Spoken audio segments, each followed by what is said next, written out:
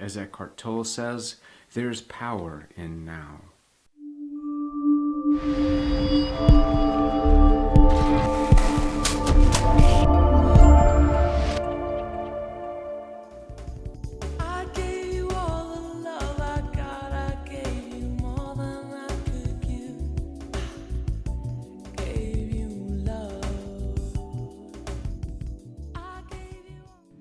Good morning, good afternoon, good evening, wherever you are in the world. I am Ryan Keys, your host of Spirituality with a Spin.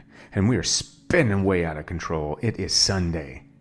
And that was Sunday with a little Sade. No ordinary love. I love me some Sade. Give me a little Sade or reggae and a sunset in Maui and I'm set.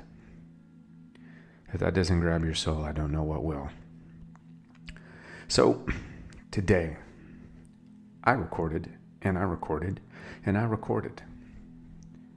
And I deleted, and I deleted, and I deleted.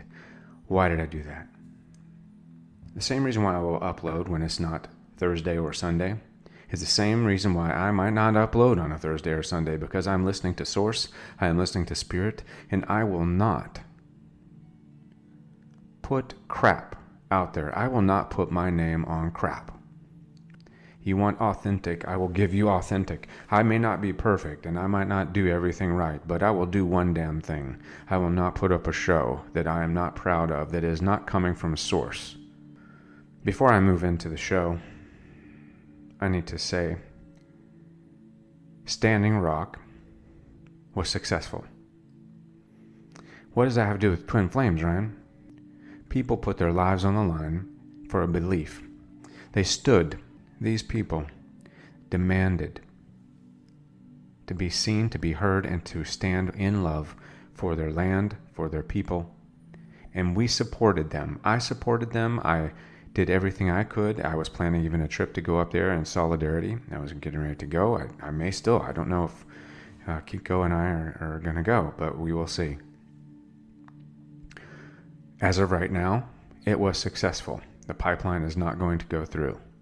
So I'd like to give a big round of applause for anybody that has assisted by reposting or posting or doing any kind of prayer work for this event. It is a valuable lesson in solidarity.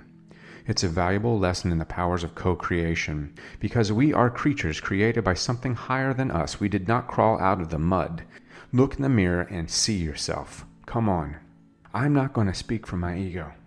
I'm not going to do it. I'm not going to do it. I can't. It makes me sick to my stomach. Oh, come on. People, what happened at Standing Rock is important. And the reason why it's important is because it is a statement. You are somebody. When you stand next to somebody, when you're shoulder to shoulder with your brother, with your mother, with your lover, you can be the change that needs to change this world. You are no longer just an echo. You are not just a ripple. You are a force to be reckoned with. You are the voice that will call out into the wilderness and come forth. I'm going to be present. I'm going to be in the now. I'm going to be in the moment. I'm going to be living it and owning it. You will hear in my voice. The moment that I deviate from being directly connected with Source and myself, you will hear it. Love, love, and love again.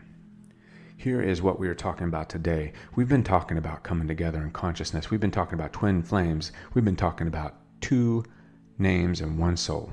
We've been talking about harmonizing, vibration. We've been talking about frequency. We've been talking about long-term partners and soulmates and karmic twins and false twins. We've been talking about all of that. But you know what? The conversation has got to have a foundation. We talked about God, the source, being the roof, the framework being your soulmate or your twin, and the foundation being where your faith is, what you are. Your foundation is what makes you. And we are building the foundation first. We are not moving forward and putting a roof on this without some strong flooring, I tell you. I'm going to do my damnedest to help you help yourself. You feel me? I'm empowered right now. I feel it. Do you feel it? So what I want to talk about for a moment, I want to talk about connecting, not with your twin flame, with yourself. Because you've heard me say many times over, if you give the respect that you expect, treat others as you would have them treat you. It's the golden rule, right? My mom used to say that every day before I went to school. Golden rule, before you go to school, treat others as you want them to treat you. Learn to accept yourself no matter what you bring to the table. You see the beauty in yourself and somebody will finally see it. You can't keep a good thing secret. All right? Let me hear you say that. Can't keep a good thing secret. And I'm telling you, we all long for love. We all long for connection. We understand that about each other. We do. And there is a certain deep down inside of us, a little tiny voice that all wants to believe that we have been divinely created. I'm telling you. The only thing that's covered that up is disappointment and discouragement and allowing people to steal our glory, allowing people to steal our story. Society, the powers that be, have manipulated and manifested you to be something small. You are not small, baby. You are not small. You are big. You are fabulous. You are perfect in every way. You are not a mistake. You are not some fluke of nature. And when we hold hands together, when we put ourselves together and co-create, we will change the crap out of this world. When we learn how to coexist and co-create, look out. Your dollar value won't be on how much work you can do in an hour, baby. It's going to be across the board, spiritual. It's going to be substantial, authentic self, foundation for intimacy. Intimacy with yourself is the ignition to your fire for your flame. You want your twin flame to fire it up, to feel that. You don't want him to run. You don't want him to disperse and to just get discouraged. No. But see, the problem is, here's what the problem is. We've grown up goal-oriented. We've grown up in industrialized society. We've grown up with a mindset that our worth is directly related to our success. The more we own, the more we have, the more we make. No. We're pushing ourselves hard. We're pushing ourselves, promoting ourselves to professional and personal triumphs, trophies. We're focusing on success more than love. And if you can't focus on love, ooh, where's intimacy? Tell me, where is intimacy? So have you ever caught yourself trying to persuade or massage or control or manipulate somebody? And then all of a sudden, they just push away. They just go away. Runner chaser, let me hear you. Why? Because you're approaching them with a skill set and a mindset instead of approaching them out of love and goodness. You're trying to connect with them on a superficial level. Whatever the source has for you, wow. Could you have created yourself? If you were designing yourself, could you have designed all this intricate cellular function? Would you have thought, wait, okay, so let me put the enzymes up in here, let me do the hormones over there, and I'm going to put follicles of hair here, and I'm going to, oh no, they need to, no. Yeah, bullshit. No, I wouldn't have thought of it. And I'm science geek, man. I'm science geek extraordinaire, and I wouldn't have thought about all of these things. Our perception needs to start going inside. We need to start looking past the physical, into the inner, into the inside, going deeper to the truer feelings that are underlying. Pop that fear bubble. And have the courage and the willingness to soften that fear bubble up and go deeper down in so that you can start to talk to yourself. You can have a conversation with yourself. You can begin to understand how to unwind. Unwind the mind, baby. We're talking about marriage to the self. Marriage to yourself. How long have you been on the planet with yourself and you still don't know yourself all that well? I'm telling you. Right? It's easier said than done. I'm telling you, there's a bunch of blind spots in your rear view when it comes to seeing who you really are. And everything I tell you, I'm saying myself. That's why I deleted all my other shows, because I am willing to put my ass on the line every time and just slay myself right here. I'm filleting myself on the fishboard, cut open for you to see so that you know what it looks like.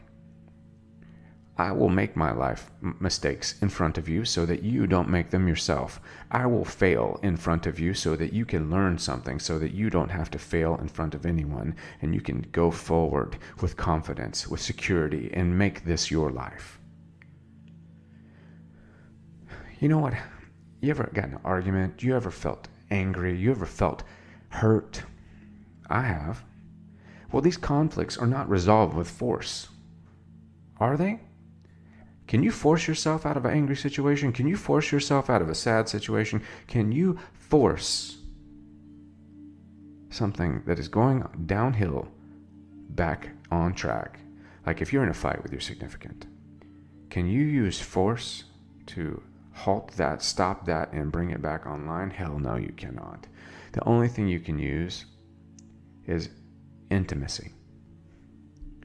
And I'm talking about courageous vulnerability, being tender, understanding who you are, getting in touch with that inner person, that inner man, that inner woman. We've all been sad at a time or two. But you know what? We're moving forward. We're learning as we go. We're perpetuating the present moment. We're not resonating in the past. We are right here, persistent in the present. We are calling out and we are standing together. We are looking for answers right now, in the here and now, in the now. Because worrying about tomorrow will not change right now. Worrying about the past will not change right now, but it sure as hell will screw today up. Do not flood today with a bunch of experiences from yesterday. Do not hold on to the past. You need a fertile field to grow a beautiful crop. If that field is not fertile and you plant the seed of today, it will not come through tomorrow. Man, I tell you, this is a tight subject. This is a touchy subject. This is a subject that not many people want to touch with a 10-foot pole. I have a feeling that many of us are self-estranged. Many of us are afraid to actually get interpersonal with ourselves. That lack of intimacy is making it uncomfortable when we establish intimacy with others. We're denying a part of ourselves, making it difficult to see eye to eye and interact intimately. So in order to keep these parts hidden, we put up barriers so that we don't let people get too close. Familiar? Ring a bell to anybody? Anybody? So when you put up a barrier, you're disowning part of your development. You're preventing part of your development, right? So for example, a boyfriend confronts a girlfriend. She denies having a problem, even though she does have a problem, and she blames her boyfriend for not making her feel secure about something. Then he blames her. So then you've got the blame game going back and forth like a ping pong match. Defensive, angry, offensive, sad, boom, boom, boom. When all we really had to do was look at the intimacy involved. Being able to say, I'm sorry. Being able to see past the self, right? Because let me ask you, end game right now. What is your end game? You want a twin flame. What is the end game? Why do you want this twin flame? Do you want this twin flame because you're going to have a hot, sticky sex in 3D? Well, that's probably part of it. Do you want this end game, this twin flame, because you are going to find that it fulfills every single need you have, and you're going to be dancing. Oh yeah, got your elbows up, you're moving back and forth, you got your groove on, everything's perfect, the sun is never setting, and there's music and gold rain every day. Hell no, there's not. No relationship's going to be golden every minute. You know what you want? You want to be heard and you want to be happy. You want to live this life to its fullest. To its fullest. And how are you going to do that? How are you going to live life to its fullest when you don't have intimacy? When you truly are not learning how to get to know yourself? And if you're not learning how to get to know yourself, if you're not feeling yourself out emotionally, physically, spiritually, going through these little mannerisms, if you are not comfortable looking in the mirror, you don't have to be perfect to be comfortable. If you're not comfortable with your facade, with your exterior, you got a little work to do, my friend. And it's doable. You just got to start doing it. You know what I'm saying? Feel me on this. Intimacy with self. You got to establish a wonderful self relationship. And that doesn't exist for many people. Most people don't even understand. It's like a foreign language, right? It's like a foreign language. Self-relationship suggests that working with the inner self, that process, is only primary and critical when there's a problem. But let's do it all the time. Let's become a manifester of action, of satisfaction, right? Building your personal sanctuary, building up your temple. Look at yourself. Like I said about the car analogy before, look at yourself like a beautiful building, like a beautiful temple. Adorn it, decorate it, take care of it, right? You just have to learn what makes you tick, you know? Learn to live in some joy. Make yourself healthy. Build a strong foundation.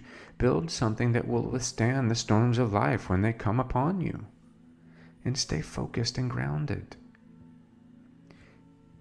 Get out of the superficial, right? The superficial is here to steal from you. Society is using the superficial to steal what you've got. Even like in yoga.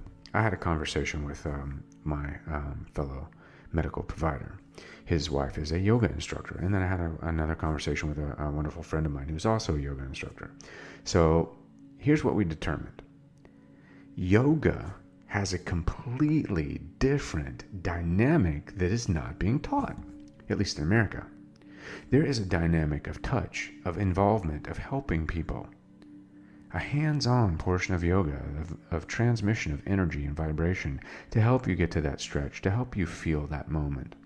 And it's not happening as much in the United States. People want their space. Why do they want their space? Because they're not comfortable with who they are. In Europe, you go, you're in Italy, you get a kiss on the cheek, and you're a man. You're kissing, right?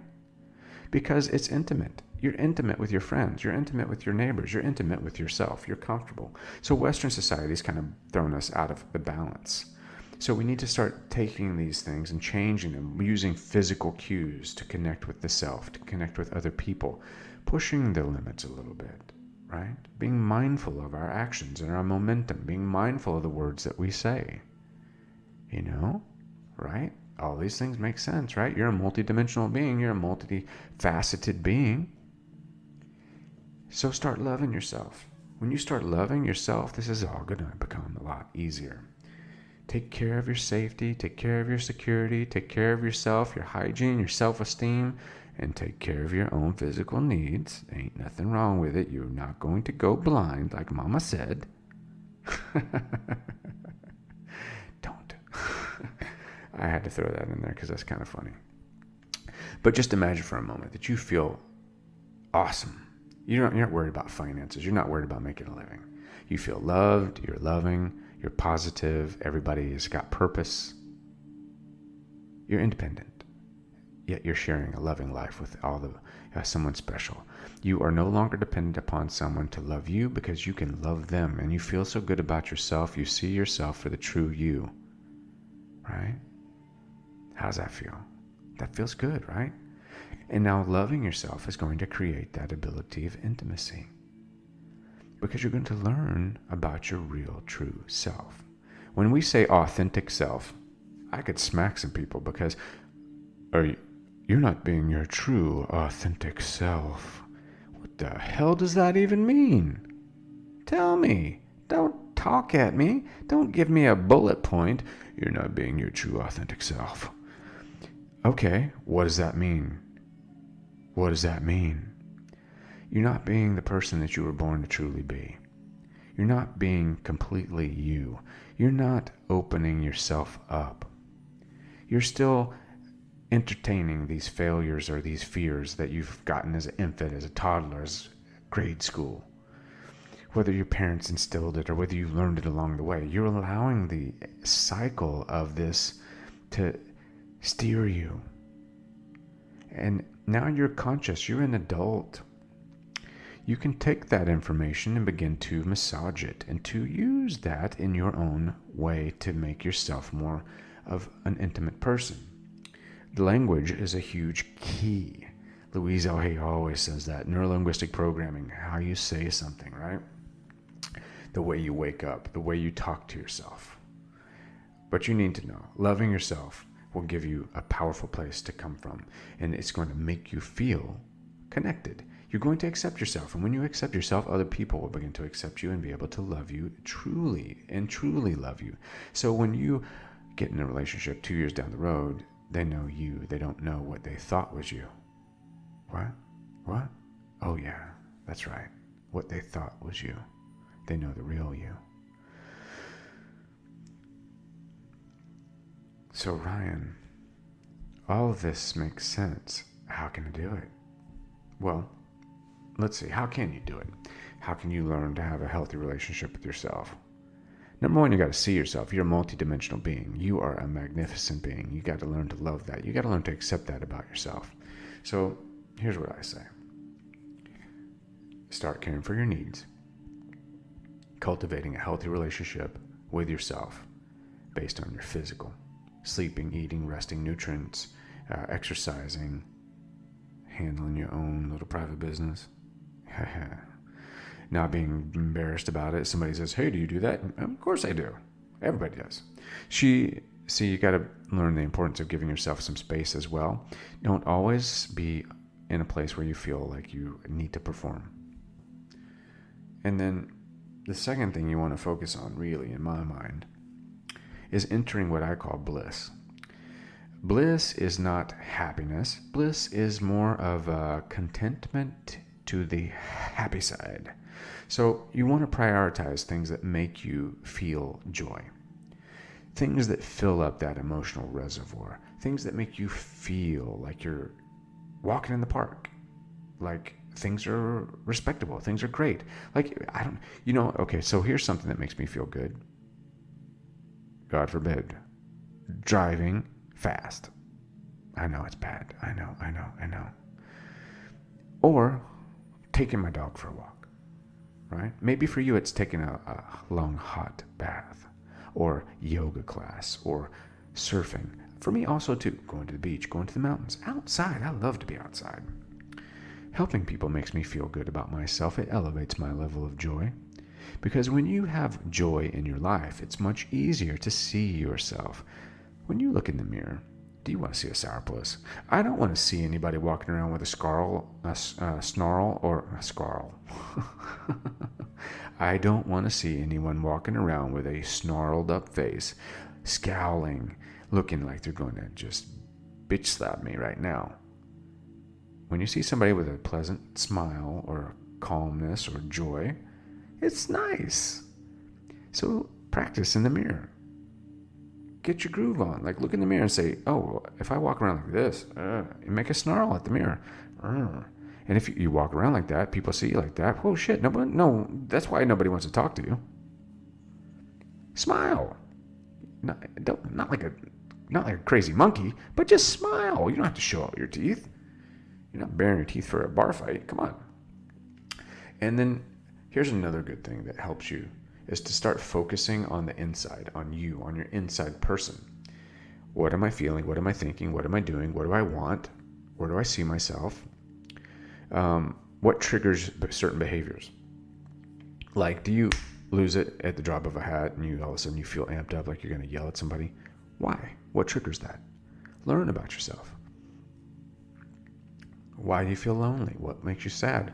Like me, okay, so for instance, if for whatever reason, if I watch an award show like the Golden Globes or the Oscars, I start feeling anxious. Like I get anxiety. Like I feel like, oh, I can't breathe. My chest gets all tight. I don't know why. Maybe it has to do with back when I was doing acting or something, but I can't watch it. So I know I can't watch it. It gives me that feeling, so I don't watch it. So you learn to steer yourself based on what you know is an emotional trigger or a physical trigger for certain things. Also start becoming more self-aware of that. Journal. Make a journal. Make a list. Learn to write things down that are important to you. Right? It's free. Come on. Who else wants to learn about you more than you should? And then Eckhart Tolle said, take 5 minutes out of your day and think about nothing. Yeah. Think about nothing. 5 minutes. No news, nothing. Just sit there. And if you start thinking about something, catch it, cut it out, and come back. Right? Just 5 minutes. It doesn't have to be a mantra or meditation. Just 5 minutes. Not thinking about jack diddly. Because then what the ultimate thing is you become kind of your best friend in some ways. You know what's going to trigger the negative in you. You know what's going to make you laugh. You know what's going to cultivate that positive thing that you want to feel. You know what's a good building block, a foundation for yourself. And then you start to be able to allow these crucial relationships to kind of become cohesive in your life, right? Your desire for intimacy with friends and other people begin to elevate and vibrate and become more innate in who you are. You don't feel alone as much. Why? You're not shutting yourself down. You're not shutting yourself out. You're calling on the powers that be, on the source, on the powers of the universe to make you feel and make you see and make you become this new you. Right? Because at the end of the day, you're looking for wholeness. And many of us are looking for wholeness in a relationship. And the problem with doing that is that you're putting a lot of pressure and a lot of expectation on someone else. Even if it is your twin, you can't come to the table expecting them to complete you. This isn't Jerry Maguire. You need to understand that you need to bring a whole you to the table, a balance of masculine and feminine that is primarily responsible for your own happiness. Because if you come into this twin flame or soulmate situation expecting the other person to bring you up, to bring you out of this darkness that you might feel you are in at this moment, you are putting so much pressure and so much expectation on this moment and this other person.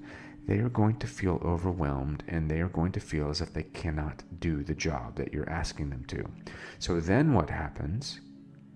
It fails, or they run, and then you feel even worse than you did before you started it. So I encourage you, let's start diving in deep. We're going to go through this a couple different times in a couple different ways.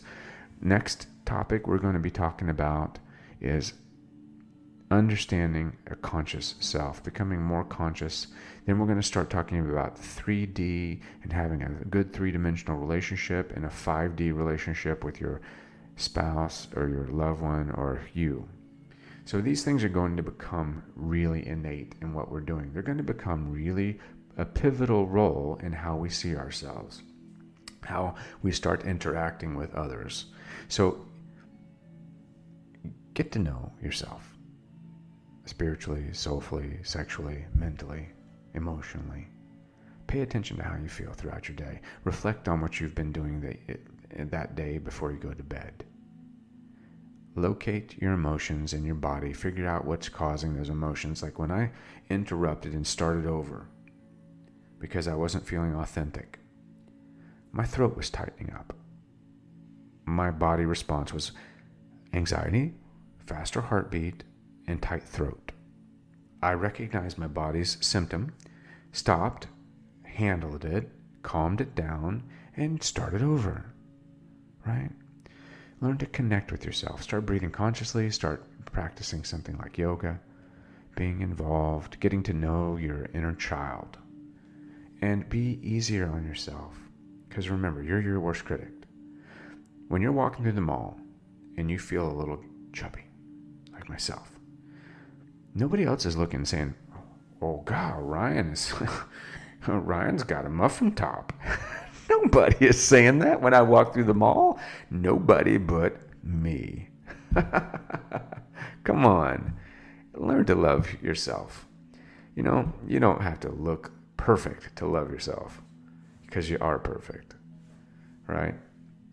Get spiritual. Start seeing yourself. And like I said, Standing Rock represents a success in the co-creative status. We are becoming conscious. We are becoming co-creators. And this is important, baby. This is important because we're getting to know our energy. We're getting to know ourselves.